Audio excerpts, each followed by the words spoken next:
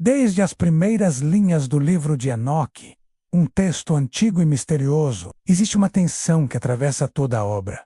O mundo está corrompido, os céus observam, e algo definitivo está para acontecer. Não é apenas uma punição local como o dilúvio, é um evento universal, um ajuste cósmico de contas. O juízo final. Este é o primeiro dos 4 grandes mistérios que vamos desvendar hoje. Diferente do relato de Gênesis, que foca na corrupção humana, os textos de Enoque mostram que o problema começou no céu. Anjos conhecidos como vigilantes desceram, ensinaram conhecimentos proibidos, distorceram a ordem natural e criaram uma ruptura entre o céu e a terra. Por isso, o juízo final não é apenas contra os homens, mas também contra esses poderes celestiais que iniciaram a rebelião. Enoque é levado em visões para contemplar lugares de punição que foram preparados antes mesmo da queda desses anjos. Ele vê cavernas profundas, onde espíritos aguardam sua sentença, correntes forjadas para os anjos rebeldes e abismos de fogo, que não servem para destruir, mas para aprisionar eternamente aqueles que ultrapassaram seus limites. O julgamento descrito nesses textos é progressivo. Primeiro, vem julgamentos parciais, como o dilúvio. Depois, julgamentos históricos. Mas existe um momento final absoluto, quando toda a injustiça será confrontada. E o mais impressionante é que esse julgamento não é caótico. É totalmente organizado, como um processo judicial. Livros são abertos, registros são consultados. Nada está fora de controle. O universo, na visão de Enoque, funciona como um tribunal cósmico.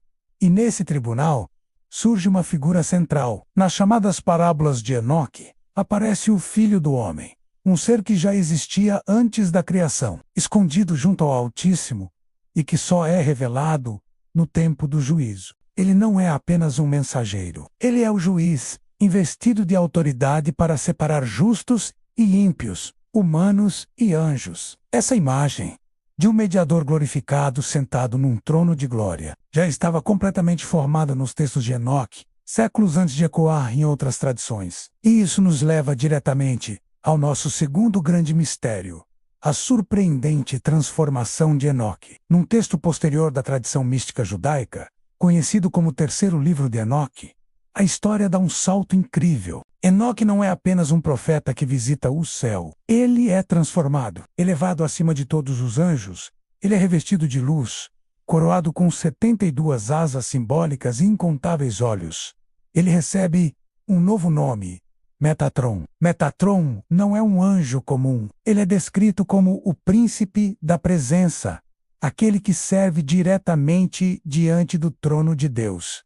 Ele é o escriba celestial, responsável por registrar todos os atos humanos. Ele se torna o intermediário supremo entre o divino e as hostes angelicais. A transformação de Enoque em Metatron representa algo radical, um ser humano elevado a um status quase divino. E o mais importante, isso não acontece por rebelião, como no caso dos vigilantes, mas por fidelidade. Existe uma inversão poderosa aqui. Enquanto os anjos caíram ao tentar ultrapassar seus limites, Enoque é elevado por obedecer. O texto sugere que o destino humano não é de inferioridade eterna, mas de um potencial incrível para exaltação. O ser humano pode cair mais baixo que os anjos, mas também pode ser elevado acima deles. Metatron também assume um papel judicial, apresentando os registros no julgamento final e testemunhando sobre os atos dos homens. Em algumas tradições, ele chega a carregar o próprio nome divino,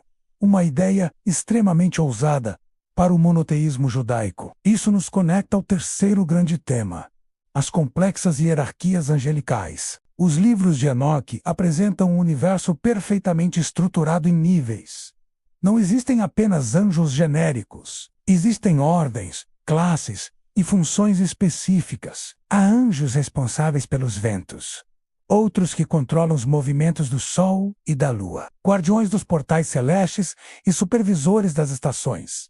Existem anjos de punição e anjos de intercessão. No segundo livro de Enoque, os céus são organizados em múltiplos níveis, às vezes 7, às vezes 10. Cada céu tem uma função específica. Em um deles, ficam os anjos que registram as ações humanas. Em outro, estão os depósitos de neve e granizo. Em um nível mais alto, coros celestiais cantam louvores incessantemente. E no nível mais elevado de todos, está o trono da glória. Essa hierarquia não é apenas administrativa, ela é também energética. Cada ordem de anjos suporta uma intensidade diferente da presença divina. Quanto mais alto o nível, mais insuportável é a luz para seres inferiores. Metatron, como Enoque transformado, se torna uma ponte viva entre todos esses níveis, transitando onde outros não podem. E finalmente, chegamos ao quarto e talvez mais intrigante tema: o conhecimento secreto. O que torna os textos de Enoque tão fascinantes não é apenas o juízo ou os anjos, mas o próprio conhecimento. Os anjos vigilantes caíram porque revelaram segredos proibidos à humanidade. Astrologia avançada, a fabricação de armas, encantamentos e uma cosmologia profunda. Foi um conhecimento entregue fora do tempo certo. Mas Enoque também recebe conhecimento. A grande diferença é que ele recebe autorização para isso. Ele aprende os movimentos exatos do Sol e da Lua, o calendário celestial perfeito de 364 dias, os nomes secretos dos anjos e a estrutura invisível da realidade. Esse conhecimento não é apenas informativo, ele é transformador. Na tradição mística judaica posterior, conhecida como Merkavah, as visões de Enoque se tornaram um verdadeiro mapa para a ascensão espiritual. Não de forma física, mas através da meditação e da contemplação. O conhecimento secreto que Enoque recebe não é sobre dominar o mundo, mas sobre compreender a ordem divina. E é aqui que todos os 4 temas se conectam perfeitamente. O juízo final